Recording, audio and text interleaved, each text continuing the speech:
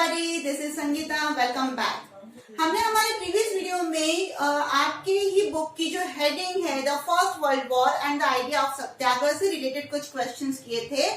इस वीडियो में हम क्या करने वाले हैं, आपकी बुक की हेडिंग द रॉलेट एक्ट है ना, उससे रिलेटेड कुछ क्वेश्चंस देखने वाले हैं। उसके अंदर इंक्लूड है जलियांवाला बाग और साथ ही साथ में खिलाफत मूवमेंट। तो हम इस पूरे रॉलेट एक्ट वाले पोर्शन को दो पार्ट में करने वाले हैं। तीनों टॉपिक इसके रॉलेट एक्ट, जलियांवाला बाग और खिलाफत मूवमेंट हम दोनों ही पार्ट में क्या कर रहे हैं, कंप्लीट कर लेंगे। तो चलिए स्टार्ट करते हैं। The Rowlatt Act had been heard pass through. Naturally Rowlatt Act after World War country के अंदर लाया गया था, कुछ स्ट्रिक्ट फॉर्म में लेकर आए थे ये लोग, है ना, कुछ रूल्स। अब हुआ ये था कि फर्स्ट वर्ल्ड वॉर के बाद इंडियंस को ये लगने लग गया था कि अब जो ब्रिटिशर्स पॉलिसीज लेकर आएंगे हमारे देश के अंदर, वो काफी अच्छी पॉलिसीज लेकर आएंगे। बट हुआ उल्टा ही। क्या हुआ, रॉलेट एक्ट पास किया गया बहुत जल्दी में, और वो कहाँ पास हुआ, द इंपेरियल लेजिस्लेटिव काउंसिल के अंदर पास किया गया। I repeat, Rowlatt Act hardly pass कहाँ से हुआ, तो द इंपेरियल लेजिस्लेटिव काउंसिल। हमारे यहाँ पर जो लॉज पास किए जाते हैं वो लोकसभा राज्यसभा से, है ना, जिसको हम बोल सकते हो कि प्रेसिडेंट भी इंक्लूडेड होता है, पार्लियामेंट करता है, जो भी करता है। यहाँ पर जो लॉ पास किया गया वो किससे पास किया गया, the imperial legislative council. I hope clear. A committee was set up under the presidentship of. अब ये जो लॉ निकाला गया उसमें प्रेसिडेंट किसको रखा गया, तो प्रेसिडेंट का नाम है सर सिडनी रॉलेट। रॉलेट के नाम पे ही रॉलेट एक्ट बनाया गया, ठीक है, sir Sydney Rowlatt. Next one is Gandhi ji organize satyagraha against Rowlatt Act 1919 because. अब ऐसा क्या था इसके अंदर कि गांधी जी ने क्या किया, सत्याग्रह अनाउंस कर दिया 1919 में। मतलब 1919 ये आ रहा है ईयर, तो ये तो क्लियर है कि रॉलेट एक्ट कब पास हुआ, in the year 1919। When was Rowlatt Act passed? In the year 1919। अब गांधी जी ने सत्याग्रह क्यों ऑर्गेनाइज किया? नेचुरली मैम बहुत अच्छा लॉ है इसलिए नहीं, लॉ बिल्कुल अनजस्ट था, अनफेयर था, इस वजह से गांधी जी ने क्या किया, रॉलेट एक्ट के अगेंस्ट सत्याग्रह किया।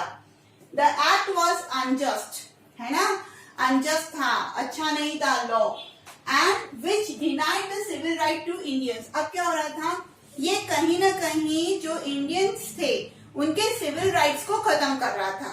इस वजह से क्या हुआ, इस लॉ को अनजस्ट बोला गया कि भाई अगर आपके जैसे फंडामेंटल राइट को कोई ब्रोक करे, है ना, कोई ब्रेक करे आपके फंडामेंटल राइट को, तो नेचुरली वो सही चीज हो ही नहीं सकती। तो इसीलिए गांधी जी ने क्या किया, इस एक्ट को अनजस्ट बताया, क्योंकि ये क्या कर रहा था, इंडियंस के जो सिविल राइट्स थे उसको खत्म कर रहा था। फिर when was the Rowlatt act pass, 1919। What was Rowlatt act of 1919? तो एक्चुअली ऐसा क्या था कि इसको अनजस्ट बोला गया और गांधी जी ने सत्याग्रह किया। It allowed detention of political prisoners without trial for 2 years। अब मतलब ये कि इस एक्ट के तहत ब्रिटिश गवर्नमेंट को ये राइट है कि वो जो पॉलिटिकल लीडर्स हैं उनको अरेस्ट कर सकते हैं, ठीक है, और उनको विदाउट ट्रायल फॉर 2 years, मतलब उनको शक के आधार पर क्या किया, जेल में डाल दिया जाएगा और 2 साल तक वो जेल में रहेंगे। 2 साल के बाद उनको, है ना, जज के सामने पेश किया जाएगा डिटेंशन के लिए, कि लाइक 2 साल बाद बोला, जज बोलेगा नहीं ये तो बेकसूर है तो इसको छोड़ दो, तो 2 साल तो उसको जेल में रहना ही है।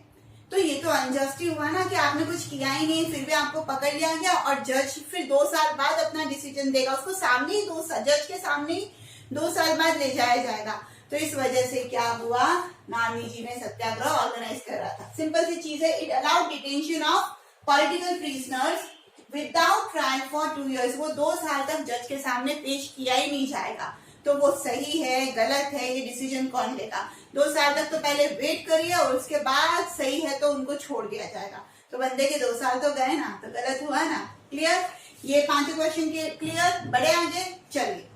Okay, next question is write two activities of Indians which shows opposition of Rowlatt Act. अब ना 2 ऐसी एक्टिविटीज बताइए जिसमें इंडियंस ने अपोज किया रॉलेट एक्ट को, ये साबित होता है। तो first, rallies were organized organize in various cities, बहुत सारी अलग अलग सिटीज के अंदर क्या हुआ, रॉलेट एक्ट के खिलाफ रैलीज निकाली गई। Secondly, workers went on strike in railway workshop. आपको पता है ये रेलवे ब्रिटिशर्स लेकर आए थे, अलग अलग वर्कशॉप चलते थे, है ना।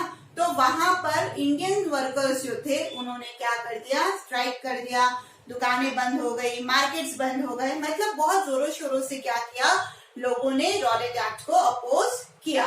Next, write two actions were taken by British government. अब इंडियन इतना कुछ कर रहे थे तो क्या ब्रिटिशर्स चुप थोड़ी ना होने वाले थे, उन्होंने भी क्या किए, कुछ एक्शंस लिए। तो उसमें से 2 actions, local leaders were picked up from Amritsar.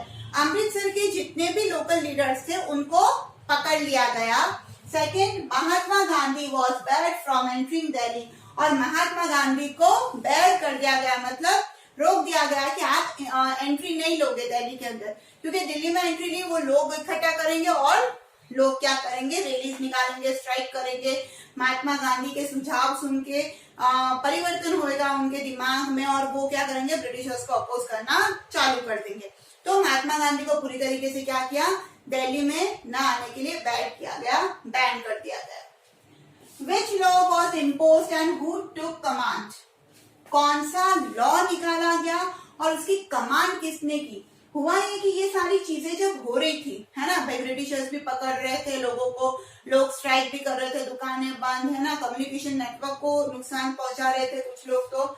तो एक लॉ निकाला गया ब्रिटिश गवर्नमेंट के द्वारा, मार्शल लॉ, जिसमें एक साथ 5 से 6 जने भी इकट्ठे नहीं हो सकते और वो गवर्नमेंट के खिलाफ तो कुछ बोल ही नहीं सकते। तो इस तरीके का लॉ निकाला गया और उसका कमांड किसने लिया, जनरल डायर ने। आई थिंक रॉलेट एक्ट से जुड़े हुए क्वेश्चंस आपको समझ में आ गए होंगे। अगर इसके ऊपर शॉर्ट नोट भी आता है तो इन छोटे छोटे पॉइंट्स के थ्रू आप क्या कर सकते हैं, आंसर को कंप्लीट कर सकते हैं कि इंपीरियल लेजिस्लेटिव काउंसिल के अंदर पास किया गया, सिडनी रॉलेट एक्ट, उसके प्रेसिडेंट थे, है ना, गांधी जी ने इसको अनजस्ट बोला क्योंकि इसमें क्या था, डिटेंशन था कि भाई जो पॉलिटिकल प्रिजनर्स है वो 2 साल तक ट्रायल पे ही नहीं जाएंगे, तो अनजस्ट हुआ तो गांधी जी ने सत्याग्रह चालू किया। फिर सत्याग्रह के अंदर लोगों ने इस तरीके से सपोर्ट किया, ब्रिटिशर्स ने ऐसे एक्शन लिए और फाइनली मार्शल लॉ लागू कर दिया गया और उसकी कमांड जनरल डायर के हाथ में दे दी गई। तो आपका यहाँ पे क्वेश्चन भी क्या होता है, इन छोटे छोटे आंसर्स से शॉर्ट नोट कंप्लीट होता है। अगर आपको शॉर्ट नोट लर्न नहीं होते तो आप इस तरीके से आंसर्स को लर्न कर सकते हैं 1-1 मार्क के क्वेश्चन को जोड़ जोड़ के। नेक्स्ट, मार्शल लॉ लागू कर दिया गया और उसके बाद जनरल डायर को कमांड दे दी गई। अब आता है जलियांवाला बाग इंसिडेंट, है ना। क्या होता है, When did the Jallianwala Bagh incident take place. Jallianwala Bagh incident कब हुआ, तो ऑन 30 अप्रैल 1919। रॉलेट एक्ट भी 1919 में आया, उसी को अपोज कर रहे थे और जलियांवाला बाग इंसिडेंट भी वही हुआ। Where did the Jallianwala Bagh incident take place, कहां पर लिया ये जलियांवाला बाग इंसिडेंट, कहां हुआ, तो अमृतसर। ठीक है, कब हुआ, 13 अप्रैल 1919, कहां हुआ, अमृतसर में। आगे बढ़े, चलिए। Okay, next question is which fair was organized on 13 April 1919 in Amritsar. भाई अमृतसर में जलियांवाला बाग के अंदर लोग इकट्ठा हुए तो एक मेला लगा हुआ था, तो वो मेला किसका था, आंसर बैसाखी फेयर। आंसर क्या है, Baisakhi fair. Who opened fire on the crowd gathered in the ground of Jallianwala Bagh. भाई किसने ओपन फायर का कमांड किया, जो ग्राउंड के अंदर पीसफुल क्राउड इकट्ठा हुआ था बैसाखी फेयर के लिए, तो वहां पर ओपन फायर का कमांड किसने दिया, तो नेचुरली कमांडर जो था जनरल डायर, जिसके हाथ में कमांड दी गई थी, तो उसने क्या किया, ओपन फायर किया, general Dyer. Why did general Dyer open fire on peaceful crowd in Jallianwala Bagh. भाई जनरल डायर ने क्यों फायर किया, क्या जरूरत थी ओपन फायर करने की, वो लोग तो शांति से बैसाखी फेयर मना ही रहे थे ना। तो उसने क्यों किया, उसने इसलिए किया to create a feeling of terror and awe in the mind of Indians. उसने ये इसलिए किया क्योंकि वो चाहता था कि इंडियंस के दिमाग में ब्रिटिशर्स के लिए डर हो, भय हो, और इस फीलिंग जो कि लोग क्या कर रहे थे, बता रहे थे ना मूवमेंट कर करके कि हम आपको अपोज कर रहे हैं, हम आपकी बात नहीं मानेंगे, तो वो डर क्रिएट करना चाह रहा था लोगों के दिमाग के अंदर और इसीलिए उसने ओपन फायर करवाया। आई होप यहाँ तक तो आपको क्लियर हो गए होंगे क्वेश्चंस जलियांवाला बाग से रिलेटेड भी। अब द रॉलेट एक्ट पार्ट 2 में हम इसी से कनेक्टेड जो खिलाफत मूवमेंट है वो करेंगे। आपको पता है जब ये सब कुछ हो रहा था ना तो पूरा देश, जलियांवाला बाग इंसिडेंट जब हुआ ना तो पूरा देश है ना लाइक गुस्से से भर गया था, ठीक है। और फिर गांधी जी ने जो सत्याग्रह मूवमेंट स्टार्ट किया था ना रॉलेट एक्ट के खिलाफ, क्योंकि ये अनजस्ट है ऐसा बोल के, तो वो एक बार के लिए उनको खत्म करना पड़ा। ब्रिटिशर्स के अत्याचार बहुत बढ़ गए, उन्होंने ना लोगों से नाक रगड़वाना चालू कर दिया था, उनको मारना चालू कर दिया, लाठीचार्ज चालू किया, जेल के अंदर बंद करना चालू कर दिया था।